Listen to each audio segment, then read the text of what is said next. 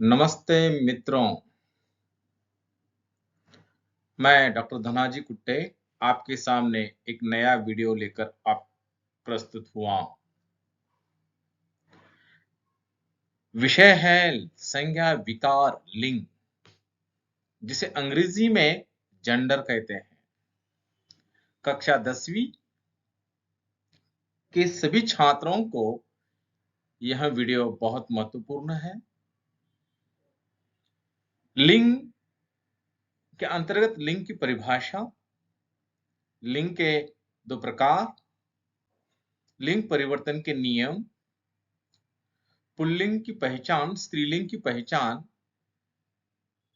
लिंग परिवर्तन में पुल्लिंग से स्त्रीलिंग बनने के जो नियम पूरे 10 दिए हैं, उसका पूरा विश्लेषण मैंने इस वीडियो में किया है। ये वीडियो आपको आखिरी तक देखना है और देखने के बाद आपको समझ में आने के उपरांत आप लाइक और सब्सक्राइब करना न भूलें।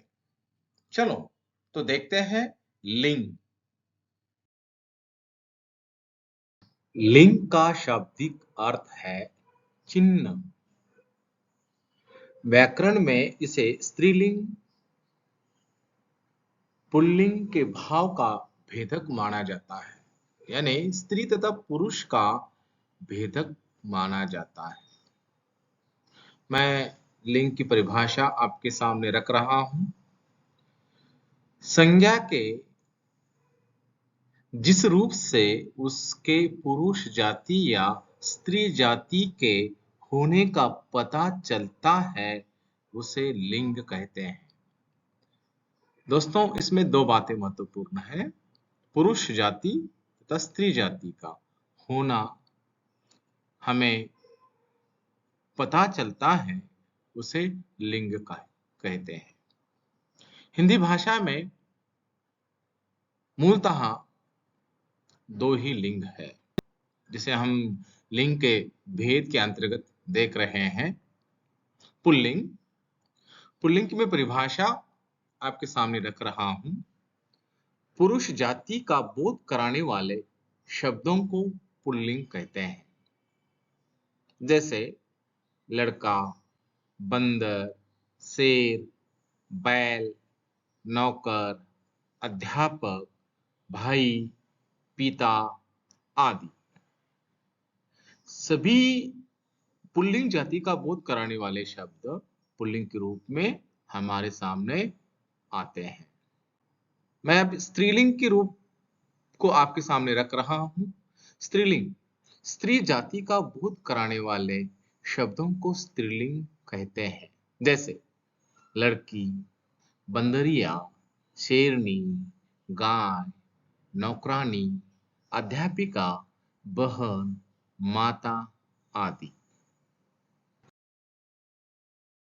लिंग परिवर्तन, सजीव वस्तुओं के लिंग की पहचान करना आसान है, परंतु निर्जीव वस्तुओं को व्यवहार और परंपरा के आधार पर स्त्रीलिंग या पुल्लिंग माना जाता है। ऐसे शब्दों का लिंग जानने के लिए उन शब्दों के साथ वाक्य में जो क्रिया हो रही है या उन पर उनके विशेषण पर ध्यान दे सके तो लिंग की पहचान करना आसान हो जाता है। दोस्तों, इसे मैं कुछ उदाहरणों के द्वारा आपके सामने रख रहा हूं, समझा रहा हूं। यह दीवार ऊंची है।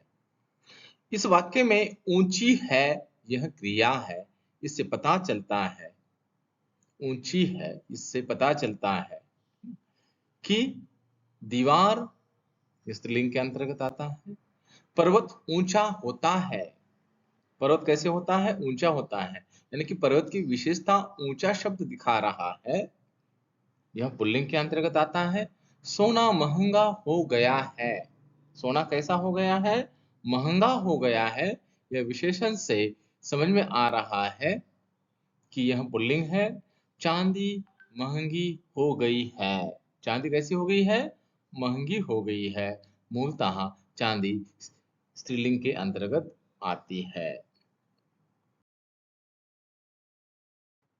सदा पुल्लिंग में रहने वाले कुछ शब्द ऐसे हैं जो मैं आपके सामने उसे स्पष्ट कर रहा हूं। कौवा, खरगोश, भालू, गौड़ा, जेबरा, बिच्छू, कीड़ा, खटमल, तोता, उल्लू, बाज, चीता, बछड़ा आदि। दोस्तों, सदा स्त्रीलिंग में रहने वाले भी शब्द है, जैसे मक्खी, मछली, चील, गिलहरी, कोयल, छिपकली, भेड़, लोमड़ी, जूं आदि। ऐसे शब्दों के लिंग परिवर्तन करते समय उनके आगे नर या मादा शब्द जोड़ा जाता है। ये ध्यान देने योग्य बात है। जैसे नर कौवा, मादा कौवा, नर कोयल, मादा कोयल। मित्रों, जो नित्य नियमित स्त्रीलिंग और पुल्लिंग में यह सभी शब्द होते हैं, इन्हें किसी प्रकार से बदला नहीं जाता है या इनमें परिवर्तन नहीं होता है। पद सूचक शब्द। पद सूचक शब्द न तो स्त्रीलिंग होते हैं न ही पुल्लिंग होते हैं। ये दोनों के लिए प्रयोग किए जाते हैं। जैसे मंत्री, प्रधानमंत्री, राज्य, राष्ट्रपति, पत्रकार, राजदूत, मुख्यमंत्री, सचिव, डॉक्टर, मैनेजर आदि। इसे हम उदाहरण के आधार पर देखेंगे, समझेंगे। श्रीमती इंदिरा गांधी भारत की प्रधानमंत्री थी, स्त्रीलिंग के अंतर्गत आता है। अटल बिहारी वाजपेयी भारत के पंत प्रधान थे, यह पुल्लिंग के अंतर्गत आता है। दोस्तों, एक ही वस्तु के भिन्न नाम भिन्न भिन्न लिंगों में प्रयोग किए जाते हैं। जैसे पुल्लिंग में ग्रंथ है, स्त्रीलिंग में पुस्तक है। पुल्लिंग में नेत्र है, स्त्रीलिंग में आंख है आदि। पुल्लिंग की पहचान। मोटी, भारी, भरकम, बड़ी तथा बेडौल वस्तुओं को व्यक्त करने वाली संज्ञाएं पुल्लिंग कहलाती हैं। देखो, मोटी, भारी, बड़ी जो वस्तुएं होती है, वह व्यक्त करने वाली उन वस्तुओं का नाम जो होता है, वह मूलतः पुल्लिंग के अंतर्गत आता है। जैसे कूड़ा, बड़ंग, लक्कड़, गट्ठर, बोरा, रास्ता, पर्वत, जंगल, थैला, ट्रक आदि। देश, पर्वत, पेड़, अनाज, ग्रह, मांस, वार, रत्न, द्रव्य आदि के नाम प्रायतः पुल्लिंग में ही होते हैं, नित्य पुल्लिंग में होते हैं। जैसे हम इसे अलग अलग प्रकारों से, अलग अलग तरीके से हम उसको प्रस्तुत करेंगे, आपको वह समझ में आ जाएगा। जैसे देश, जापान, रूस, चीन, अमेरिका, इंग्लैंड, फ्रांस, भारत आदि। पर्वत, हिमालय, विंध्याचल, सातपुड़ा, अरावली, यूराल, सुलेमान आदि। ये सभी जो है पुल्लिंग के अंतर्गत आते हैं। समुद्र, हिंद महासागर, अरब सागर, लाल सागर, काला सागर, भूमध्य सागर आदि। पेड़, जामुन, नीम, आम, बरगद, पीपल, शीशम आदि। अपवाद इमली और मैलसीरी यह मूलतः स्त्रीलिंग में आते हैं। अनाज, उड़द, गेहूं, चना, चावल, बाजरा, मटर आदि। लेकिन ज्वार और मक्की, अरहर यह स्त्रीलिंग में आते हैं। धातु, लोहा, सोना, तांबा, पीतल, इस्पात आदि यहाँ पुल्लिंग में आते हैं और सिर्फ धातु में स्त्रीलिंग यह नित्य स्त्रीलिंग में आता है आती है। आगे देखेंगे ग्रह मंगल, बुध, शनि, राहु, केतु, बृहस्पति आदि। पृथ्वी यहां स्त्रीलिंग में आती है सॉरी।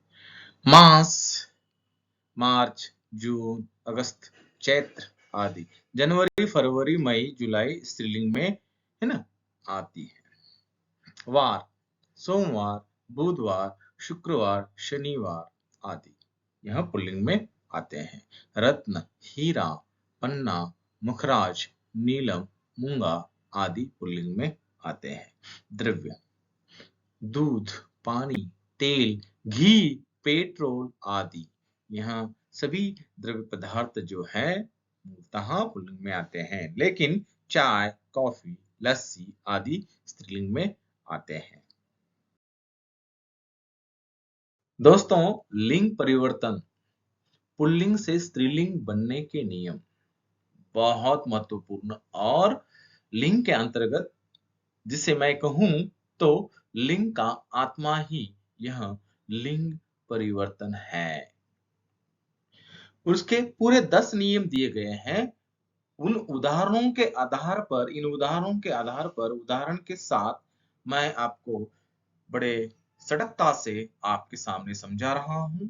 सबका ध्यान मेरी ओर चाहिए। पहला उदाहरण है जो स्त्री लिंग बनने के नियम के अंतर्गत पुल्लिंग से अंतिम अ को आ करके, देखो अंतिम अ जैसे महोदय शब्द है, दय को हमने जब वर्ण विच्छेद के अंतर्गत अंतिम शब्दों को देखा था, जो य के अंतर्गत अ भी जुड़ चुका है, य के अंतर्गत य भी अ भी जुड़ चुका है और यहाँ पर महोदया आ की मात्रा यहाँ पर जुड़ चुकी है, यानी कि आ का उच्चारण यहाँ पर हो रहा है, बोध हो रहा है। जैसे ये सभी शब्द उसके अंतर्गत आते हैं। उदाहरण के आधार पर पुल्लिंग और स्त्रीलिंग महोदय, महोदया, आचार्य, आचार्य, आदरणीय, आदरणीया, निर्मल, निर्मला, भवदीय, भवदीया। लिंग परिवर्तन का दूसरा जो नियम है, यह अंतिम अ आ के स्थान पर अंत में ई लगाकर वाक्य तैयार किया जाता है, यानी कि शब्द तैयार किया जाता है। जैसे पुल्लिंग शब्द और स्त्रीलिंग शब्द मौसा, मौसी, ई की मात्रा, बड़ी ई की मात्रा। यहां पर आ की मात्रा आई है मौसा में और यहां पर बड़ी ई की मात्रा आई है। थाल, ल में जुड़ चुका है तो थाली बड़ी ई की मात्रा के रूप में दिखाई दे रही है। बेटा, बेटी, आ की मात्रा और बड़ी ई की मात्रा। तीसरा नियम जो है, अंतिम आ के स्थान पर अंत में इया लगाकर। देखते हैं पुल्लिंग और स्त्रीलिंग चूहा, चूहिया, कुत्ता, कुतिया, डिब्बा, डिबिया। इया शब्द का प्रयोग मेरे उच्चारण से स्पष्ट रूप से सामने आता हुआ दिखाई दे रहा है।